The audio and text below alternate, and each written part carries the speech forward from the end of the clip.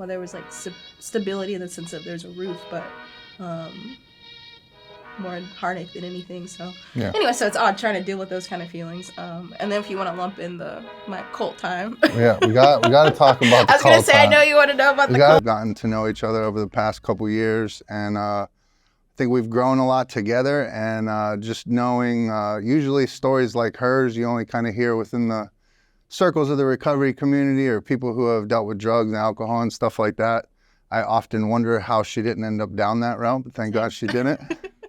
But she's got a wild and crazy story, and she's a stronger person sitting here today for it.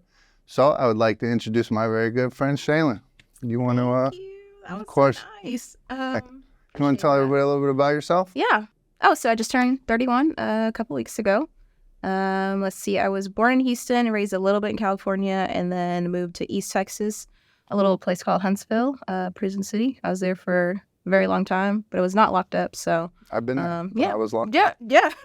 Different times, but so I went to college there and stayed a little bit longer and moved to Austin. That's where we met you, and then now we're hanging out in Houston. So that's a general fresh gist. So here we are today. Yeah. So where would you say, all the places you bounced around to, where would you say your kind of journey began, and you, what city were you at, and where did you kind of first start seeing, struggles within life or stuff like that? Well, probably since I had awareness. Right. My background, so I was born my mom had me when she was 15. And beyond that, my grandma was on drugs, was raised with my two uncles. My mom had left in a period of time, so that was when we were in Houston. I was obviously like little, so I couldn't really remember the deeds of that, but we were definitely in the hood, if you will. Mm-hmm. So I remember hearing stories about like the whole roach-infested like apartment and that kind of thing, but chilling. So, but when we moved to Huntsville, I think that's kind of when I had the awareness of like, oh, things aren't adding up per se. So I put together some instances for my time in California, and I was like, okay, I think things are a little bit different than what I thought. If you don't mind me asking, can you like elaborate? Yeah, I was gonna say I can give you some deets on that. Yeah. So I remember there's a story I always tell when I kind of realized a couple stories when I realized like my grandma was drinking. I didn't really know about the drugs till later. But I remember I had a room that I slept in upstairs. Well, I didn't like to because I was afraid. So I just slept in my grandma's room or on the couch. And I remember she brought a friend over, and they like holed up in the room for 3 days. And so I had all my toys and stuff in there. But so I didn't have access to anything, and it was just really confusing because I was just kind of left to roam around. Mm-hmm. I was maybe like 7 or so. So I was just chilling, doing my thing. And then all of a sudden she came out, and then it was fine. I was like, okay. So then I went upstairs, and there was like a bucket where they had been like using the restroom in because they hadn't left the room. So at that time, I didn't really know what that meant. I was just like, okay, this is sketchy, because this is also like a precursor to a few weeks later, my grandma, we were like, my favorite pastime is dancing and like listening to music, all that stuff. So we were hanging out, and she was like, hey, I just want to tell you something. Like I drink sometimes. And I was like, okay, you're an adult. I guess that's what you do. I don't know why you're, telling me. So, and then I started to see what that exactly meant. So when we moved to Huntsville, my mom was trying to get back into my life. She was pretty consistent as far as like calling, things like that, but there was never really a relationship there. 1 second. So when they were held up in the room, that was your mother, right? That was my grandma. Oh, that was your grandma? Yeah, so I was raised with my grandma. So my mom, when she had me... were they obviously they're getting high in there? Yeah, so I was going to say, that's kind of like I knew something was weird, but later on, once I actually start seeing the pieces get put together, I was like, oh, she was in the room with this strange man doing drugs. Right. Cool. So I was like, but that was not till years later, actually. And this is at an early age, right? Yeah. So I want to say I was pretty like self-aware.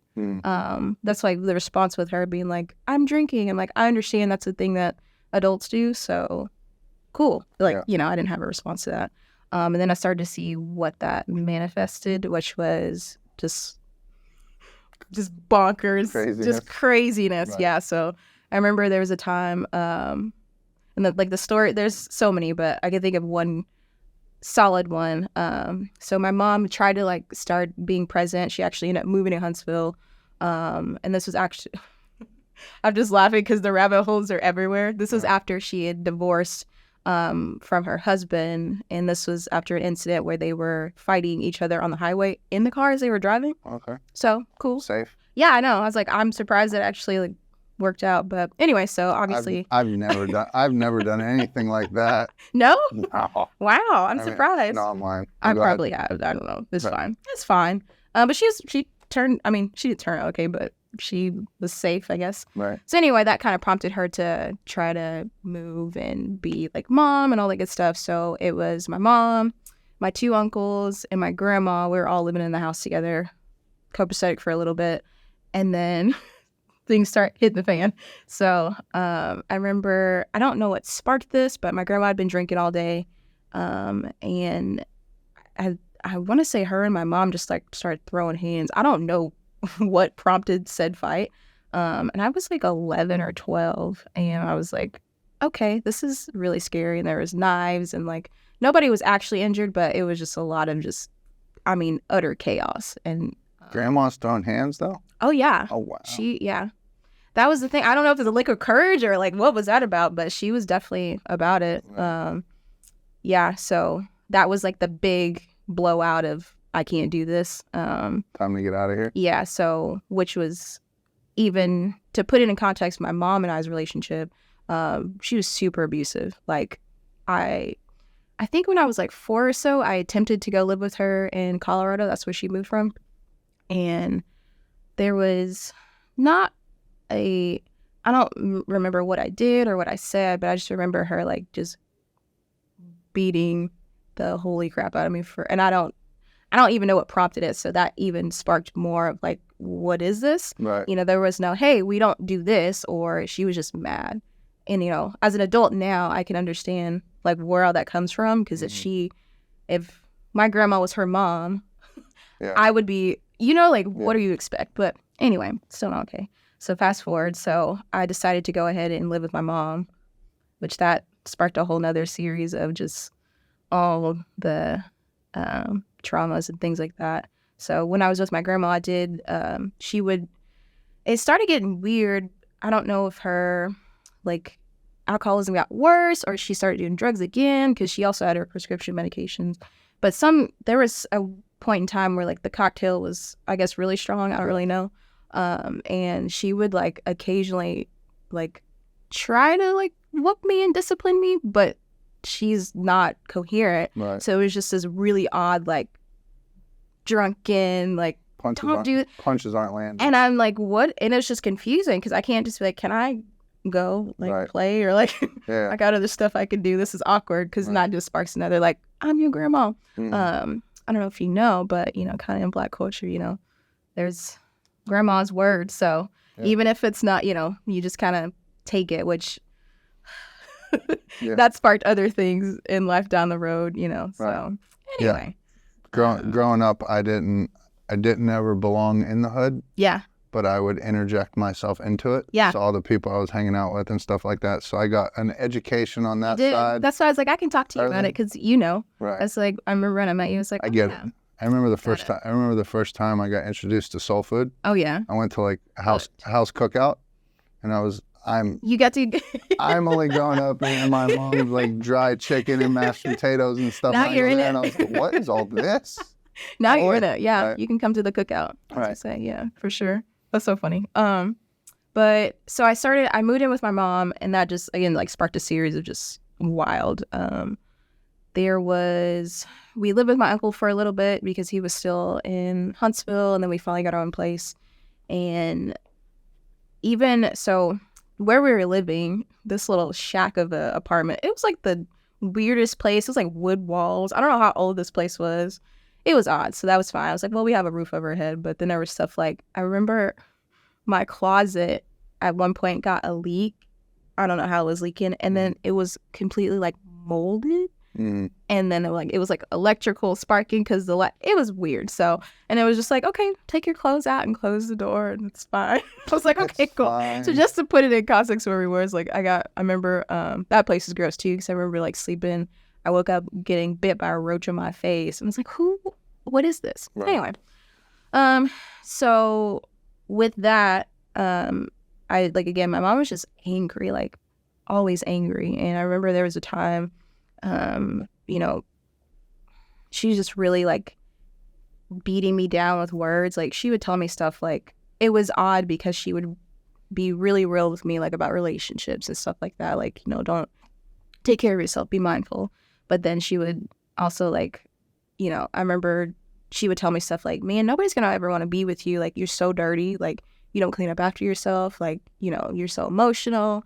Just, like, constantly, Yeah. which for me is hard because I'm like, this is, you know, just who I am. It'd be that I'd be sitting down, like, actually okay. And it's like, what's wrong with you? Why do you have an attitude? I'm like, I'm good. Right. But now I'm going to be upset because we're about to go through this whole thing. And it'd be, I remember I think I was maybe 14 or 15 at this time. And I don't know if it was just like lifestyle. I don't know exactly what it was, but I mean, obviously a part of it was my mom. But I remember, like, I was in my room just, like, bawling, and I ended up slipping her a note. And I was like, I feel like I want to die.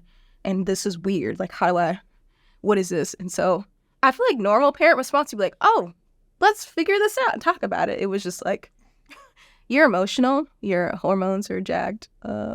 Shut up. And I was like, oh, cool. Yeah, not an answer. Yeah.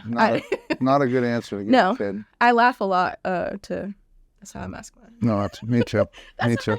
That's why we get along. We all have dark senses of We humor. cry and laugh all at the same time. Right. But yeah, it was bonkers. Yeah, I didn't. And how do I even respond to that besides, like, feeling 10 times worse? So Right. I've come to, you know, a lot of the people that I work with, especially within drug and alcohol, stuff like that, you realize that oftentimes I can't fault people for their behaviors as adults because, like, I understand they're just big kids. Yeah. And it's like how you were raised and stuff like that. So, like, having that instability and that constant just flex of, you know, good, bad, or, you know, 1,000%. Yeah. It's got to be difficult. I'm surprised you are who you are sitting here today. Look, you and me both. I feel like I'm crushing it, to be honest. But that was just, like, the start of a weird, you know, I was, my big thing growing up was, like, band and music, but that was, like, my, like, that's where I went to. So I was always listening to music, all the good things. But so that was just kind of a constant. There wasn't a lot of physical abuse, but I definitely, you know, there was mental, emotional. Oh yeah. So it was just all kind of in one, and didn't really make sense. So I was just ready to go as soon as I could. And it was odd too, because, you know, I mentioned, like, the context, like, where we were living. So we were poor. I forgot to mention that part. So that's always a nice stressor for everybody. And I remember, like, begging to get a job, and that's why I said there's these odd things of, like, I'm, like, not being good to you, but I'm gonna instill some good things. And I remember mom saying, like, no, I want you to focus on school and do that. And I'm like, okay, cool. But now I have to still listen to, like, I can't do all the things, and I'm willing to work. And it wasn't like I don't want to, you know, help. But anyway, so I had plans. We can kind of fast forward to high school, or, like, in high school, I had plans to go to college, like, away, because I was like, I'm done with this. I got to get out of here. Right. And then somehow, even in all this, and I think it's always that push-pull of, like, you get, like, loving mom, and then you get the abuse, which that's, you know, manipulation, yeah.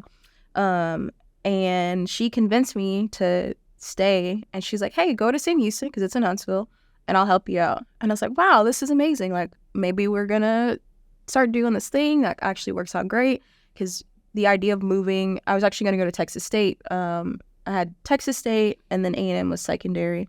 But so don't tell anybody. And she convinced me to stay, and I was like, cool. And then my first semester, she moved to Dallas. And I was like, what? So yeah, it was awful. Especially because even that time when she's like, yeah, I'll help you out. I remember asking her, like, hey, can you take me to the grocery store? And she's like, I don't have time for all this. Like, figure it out. And I'm like, all right. I thought, like, you know, I'm not asking you to buy me groceries. Like, I have the money. Yeah. Let me go do my thing. Yeah.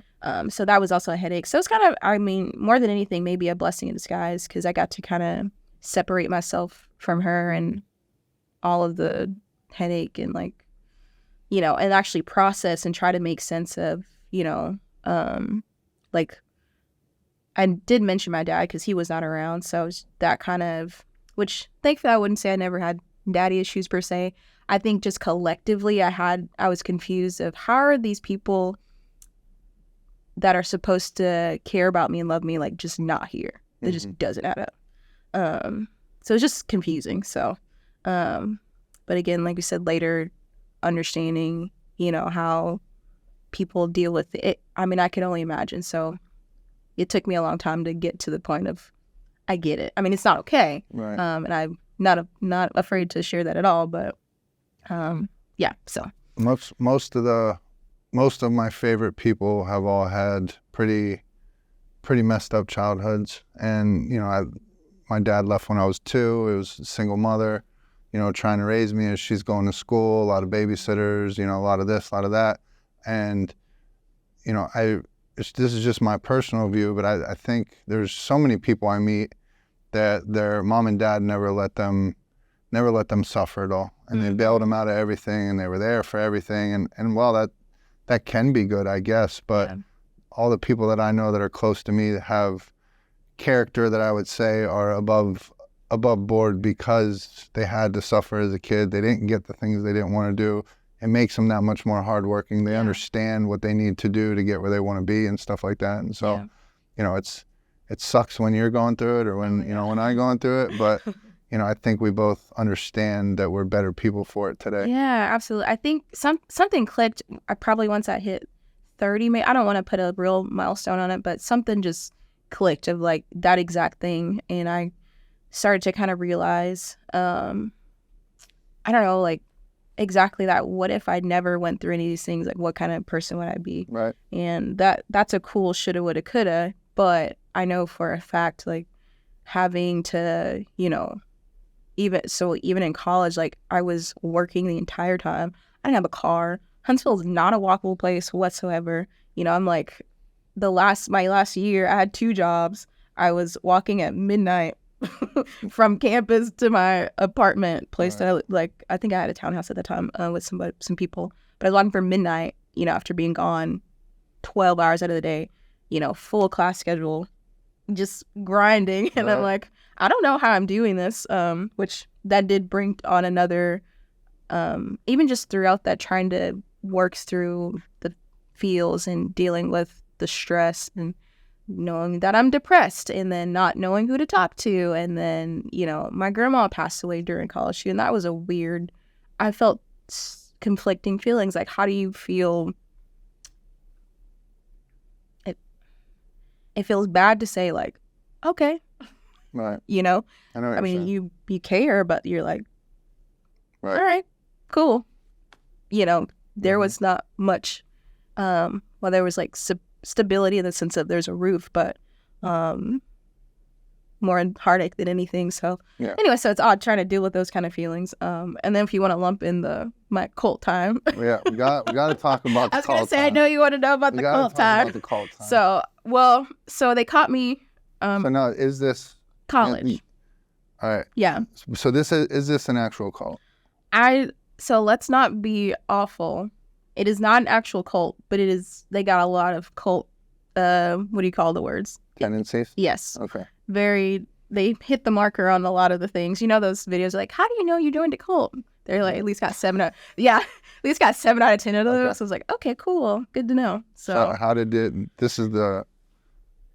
If you use the name, I think we can bleep it out. Okay, you might want to bleep it out because I don't know, but it's called Chi Alpha. Okay. So they are everywhere. Can we get in trouble for that?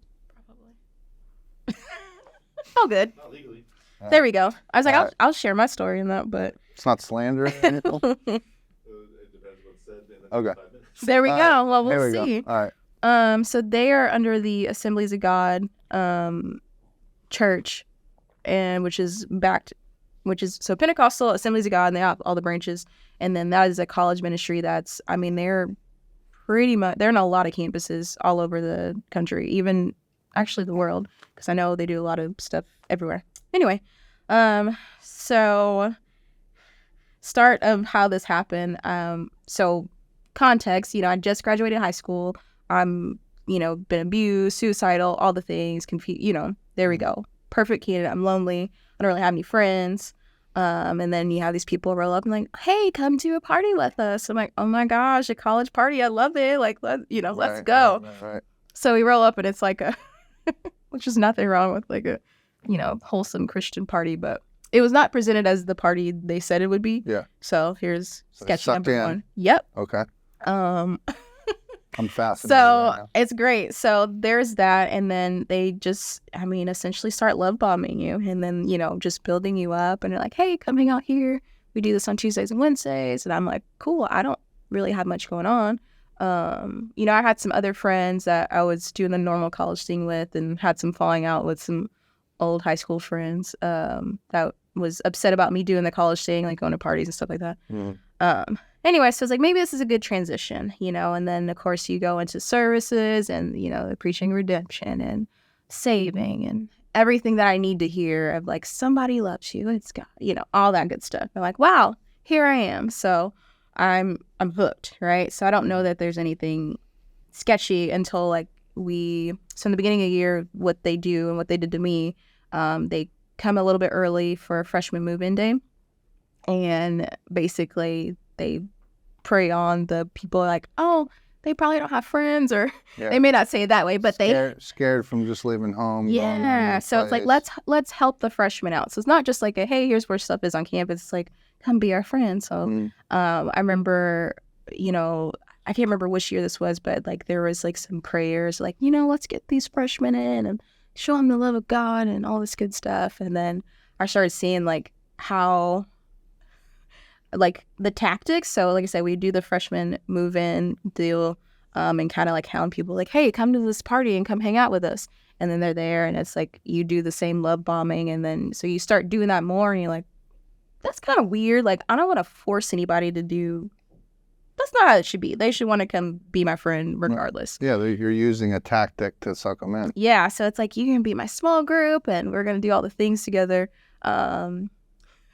And so I remember, so this is where stuff gets weird, where it's like, I remember we had a girl or a couple girls that, they were doing their college thing. And as a like active practicing Christian in that sense, you don't drink, you don't have sex before marriage, all that stuff. You were, so they were like going to the bars and stuff like that, the 2 bars that exist in Huntsville. And I remember my small group leader was like, we need to pray that they have such a bad time that they want to come back to small group and church the next day. And I was like, okay, I guess that's how it works, right? Like you can, the concept, you can ask God for anything. So essentially you can guide someone back into the fold, if you will. So that kind of stuff started happening. And then there was like, and just the setting in general of like what a service looks like. So if you're not, what's your background was like? Church? Yeah. I think I was baptized Presbyterian, and then I was in Catholic school for a little bit growing up. So this would be like day and night for you. So Pentecostals, I don't know if you know anything about them, but there's the hooping, hollering, there's speaking tongues, okay. like they get in there, people are like real, falling out. Yeah. Like you're like yeeting off the stage, like that kind of thing. Yeah. So anyway, so that's just whenever anybody brings up speaking in tongues, all I could think of is Borat. That scene from Borat. Oh no. I remember, hold on real quick. I remember the first time, I didn't know anything about it. I was probably in 7th grade, and I spent the night over at my buddy's house. He was from another town. It was like 30 minutes away. And so I like ended up spending the whole weekend there. He's like, hey man, you can go to church with me and my family tomorrow.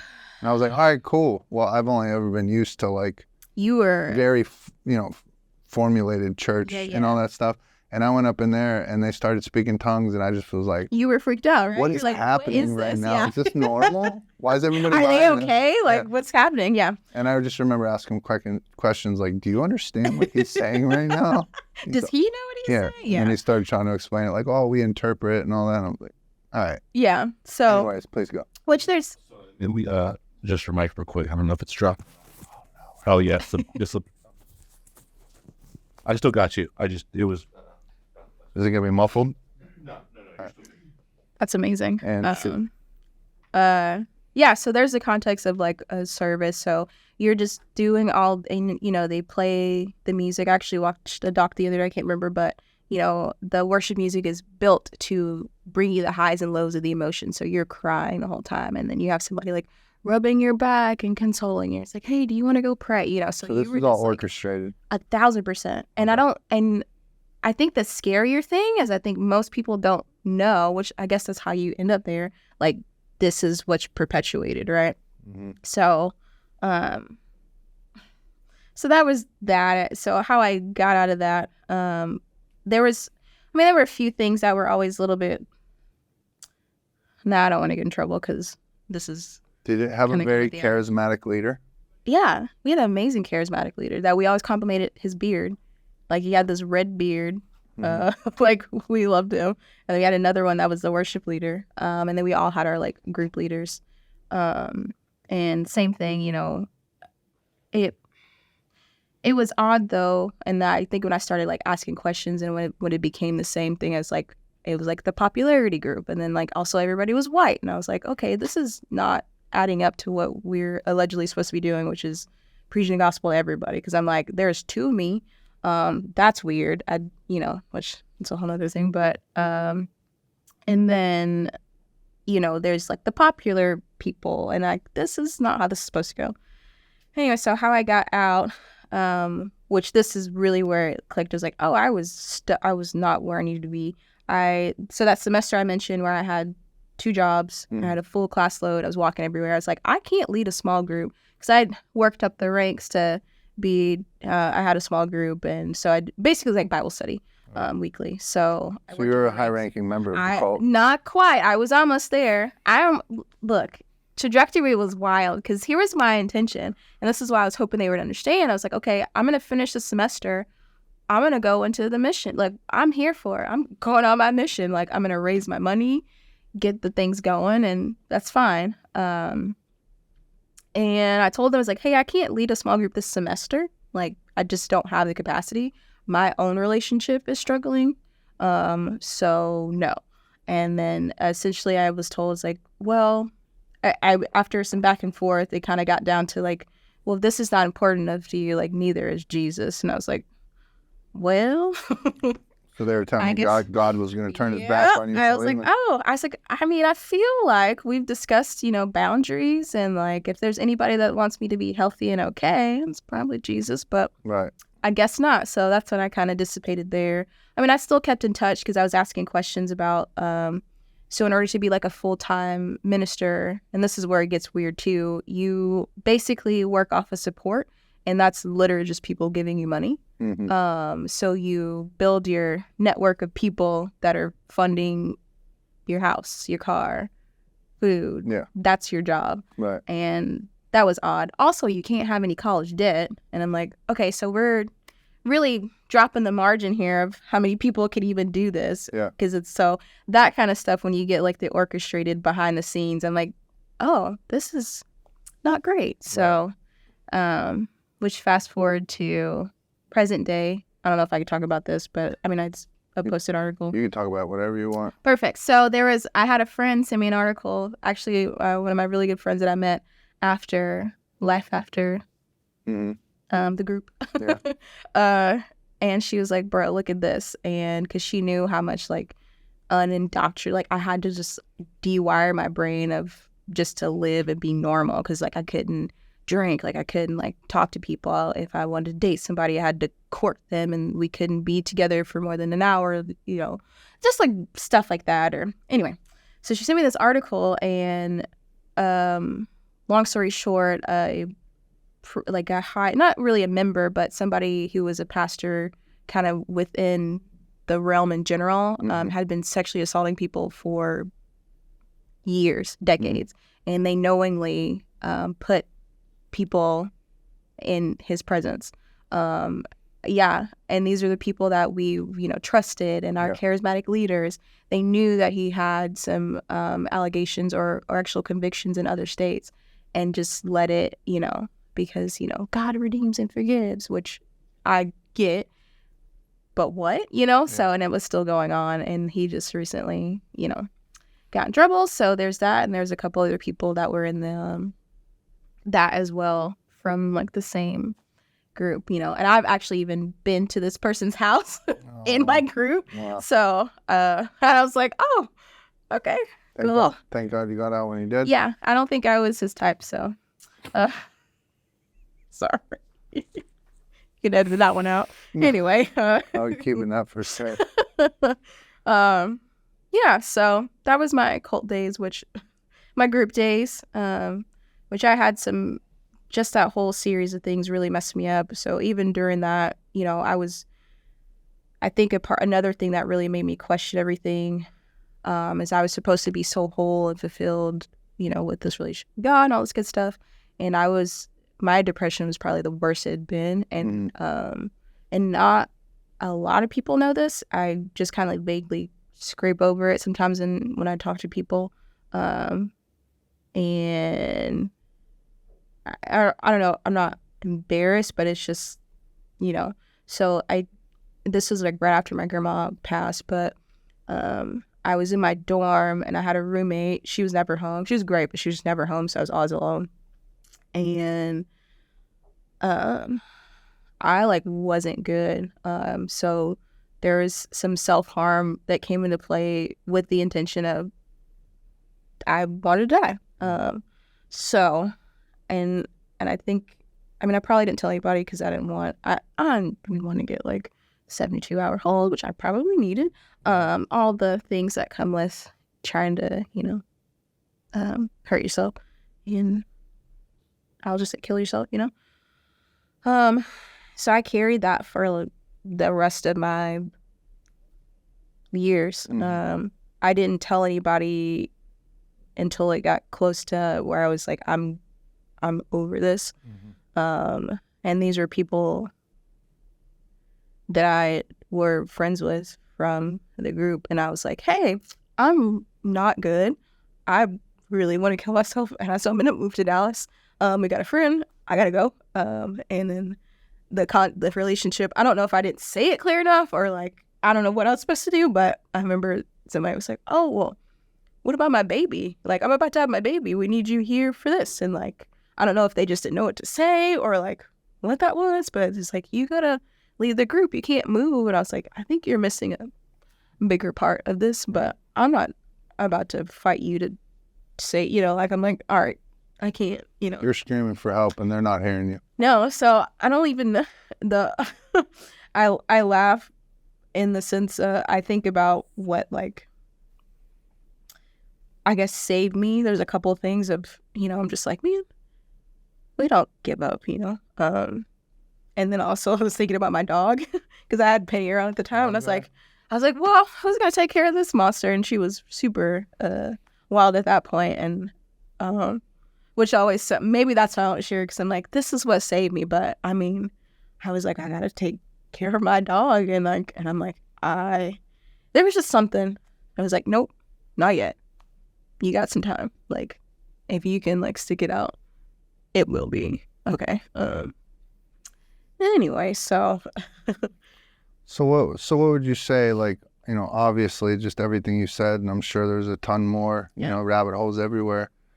But what would you say was like your moment of like redemption, where you just kind of took a look in the mirror, took a look around you, and you're like, you know, keeping your journey in your mind, you're like, I made it, like, I'm back? Probably not until like I started working out, honestly. I won't say like that's a part of the saving. I was like, okay, you know, I was coasting and things were starting to look up, moving around, you know, got a job, all that good stuff, but it was still just, you know, whatever. But I think once I got in the gym, there was something that like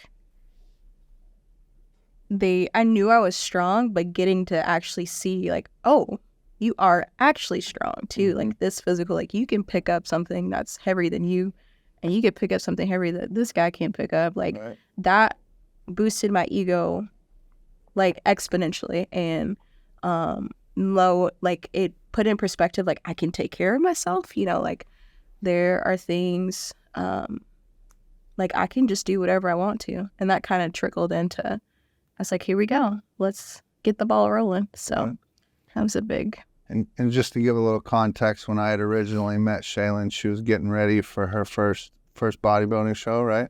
Or second, I think. Yeah, that was Was my it second one second? at that time. Yeah, And so you were I was in it. You were in it. 6 meals a day, Yeah. cardio, Yeah. gym. You wear so many hats. I was gonna bring it up in the intro, but just Oh gosh, yeah, it's hard trainer, to keep up. nutritionist, you name it. You do it. Yoga. You do it all. Yoga. Yeah. I don't even know them all. There's Yeah, so many. it's fine. Me either. I'd have to keep up. I'm like, oh, I just do all the things, but Right. that's a part of it. Coach. Yeah, that's a part of it. You know, I've only ever known like the physically fit and healthy Shaylin, and so the more I got to know you and the more I heard your backstory, it's funny, like we come from different worlds. You know, we have, obviously you don't have the addict gene or anything, but it's crazy how many you don't. But it's crazy how much, similarities and stuff like that. Yeah. People from two different worlds can have and stuff like that. Yeah, one and the same. Absolutely. Yeah, for sure. So somebody out there listening to this today, they hear your story and it's hitting home with them. They identify with it. And they're struggling with themselves, mental health, all that stuff. What would your advice to them be? No, this is a big one, but I think that even if you don't believe it, and I feel like we do this thing, fake it till you make it, like that's not real. Feel what you need to feel, let it ride, and just know that if you keep going, it can get better. And that it's gonna take some work, especially if there's no support. You might be the support, but that is plenty. I'm big on just self-sufficiency. Self-love is like goes so much farther than, obviously it's ideal to have, mom, dad, whatever, but no, you got this. But you have to want it, and you do have to work for it. It is hard to be healthy and whole and mentally, like it's work. But it's definitely worth it for sure. Right. And I know me and you spoke before, when we were talking about you coming on and stuff like that. And from how you described it, this was kind of like a big step for you to not only get vulnerable in front of somebody else, but, hopefully a mass group of people and stuff like that. Like, I don't know about you, I can't speak for you, but for me, it's become very therapeutic. I don't know. I always reference the 8 Mile scene. Yeah. When Eminem goes up there to battle the last guy, and he goes and throws out everything that you're going to use against him as ammunition, and then what can they say after that? Yeah, and absolutely. Like once all my stuff was out there, it's like, what are you going to come out with me now? Yeah. Like I've owned it all, and am proud it's made me who I am today. So yeah, absolutely. I think you definitely identify with that and get that too. Yeah. You've encouraged me. I got some. I'm working on getting some talking to the kids and like. You are? Yeah, I've encouraged you? Yeah, that's what I got to do. So, but I have a now that we're in a different area and got some places to go to. So, I'm working on some things, trying to be Shawn Jr., but not be better than Shawn. Who would you say? Who are your daily inspirations? Where do you draw inspiration from? Do you got people online you follow? Do you got people in entertainment, people you know personally? Where do you find inspiration at? There's a couple people. One of them, and I sincerely apologize, I failed to mention I had a little chunk of support throughout all the crazy by my uncle. He's like my big brother. He was like the only person I was ever like, do your thing, whatever you want, go to school, do backflips, like I got you, like just go, like you are worth it. And he was amazing. And what's his name? Brian. Shout out Uncle Brian. We love him. Unky Brian, that's what I call him. Unky Brian, I like it. I'm not allowed to call him Uncle Brian. Okay. And I'm still Boo Boo, so gotcha. That's my name. I'm still B-ball in my household, yeah. So I get it. Yeah, even the kids call me Boo Boo. So. Right. And then I don't want to be super cheesy and like say any names, but I'll just you have a friend that I admire dearly. We've related it's been cool to hear his story and know like this is what the other side looks at. So especially with recent things upcoming. I was like, man, that's fire. If you can be okay, I guess I'm good to go. So All right. We're not talking about Lance, are we? no, okay. You gotta cut that out. We can't put his name in there. Sick. Don't blow his head up. Hey, probably. That boy's ego is wild. I know. You gotta. I'm usually the taming of that, so I want to. Yeah. Thank God. I've never been able to figure out how. You just gotta kind of beat him down a little bit. Right. You just gotta level with him. Well, beat him down with love and say, you know what, you ain't it. Right. Just kidding. But yeah, definitely drawing daily inspiration from that. So it's nice to have that constant. So. Good. So this is a fun question for you. Ooh, okay. This is a fun question for me. It's one of my favorite questions to ask. Okay. So let's say tonight, you're about to walk out for the world title in the UFC. What's your walkout song? Oh my gosh, I talk about this all the time. It teeters. Okay. I'm probably gonna go with one of my favorite songs. It's probably gonna be Nas, "The World Is Yours." Let's go. Yeah, I feel like that's great one. Or if I want to get like in it, I mean, secondary would be Illmatic, but just something Nas. I can distinctly remember being probably 4th or 5th grade, and my mom had taken all my CDs because they were all parental advisory, and it's all rap. When it got, And then I remember sitting there like literally like an infomercial, and If I Rolled the World video had just come out. Yeah. And so I was trying to trying to break it down to my stepdad about why it's not negative and why I should be able to listen let me to this put music. you on game. Let me tell you what's up. Right. But yeah, that's funny. That song has a special place in my heart. I love that. Yeah. My uncle, everything Nas, it's his fault. So, but it's not a bad. Hunky Bry? Oh, let's go. Hunky Bry, you're number one in my book. I was going to say, y'all would definitely enjoy the music combo. Let's go. Yeah. Extensive collection, knowledge, all the things. I need to meet him. Yeah. We need to make this happen. Oh, yeah. Where's he at? California. Okay. But he'll be around. Let's get him into Texas. I'm trying. It's not going to happen, but we'll try. But they visit, so for sure. Is there any part of your story that we haven't touched upon that you feel is powerful and people need to hear, or that you want to talk about?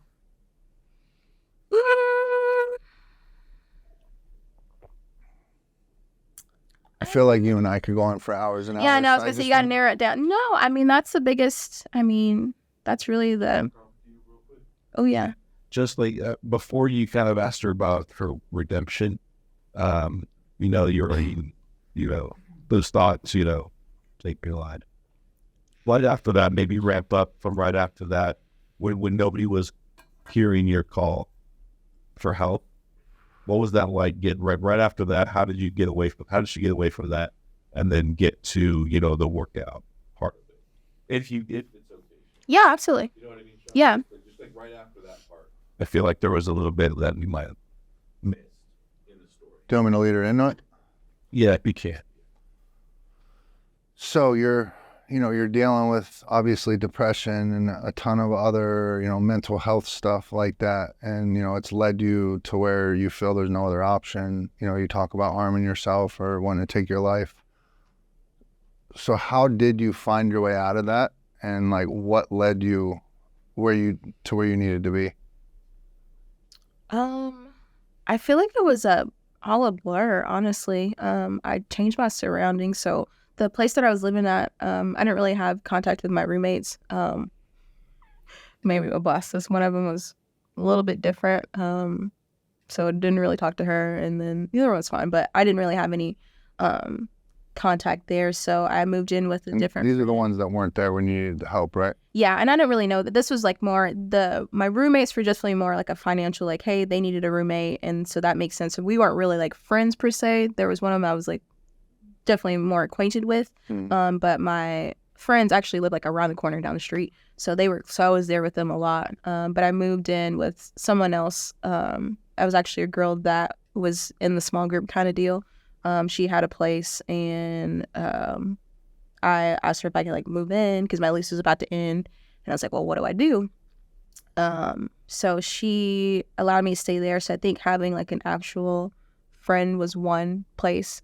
She also had the sister dog to my dog, so it was just a nice little lull of, okay, everything's not super crazy. I have a stable job. I'm chilling right now. And then like I said, the rest of it was kind of a blur. I did end up, I don't know, like it's hard to put a finger on exactly what. I don't know if I was like super distracted or I was able to just kind of keep going, because the time frame from that, I mean, I was, like I said, I was okay. I had moved to Austin. I was working as a dispatcher for the city, which that put a huge, knock on it was knocking down the work that I was doing with like just trying to build solid connections with friends. I was in a relationship at the time, so that also had a factor of, just taking me out of that context. And then meeting my other friends too. So I think it's just literally changing the people that I was around, and just kept walking. And then once I moved to Austin, like I said, I was working for the city as a dispatcher. That was a lot. And I said, okay, we can't do this anymore. So that kind of prompted me to start doing something outside of that, because even like so I'll tell a little quick story, but my first week, so was training for that in the city for dispatching. There's 3 months of on-the-job training, and then you get cut loose, or classroom training and then on-the-job training. My first week cut loose, I had a shooting on my radio.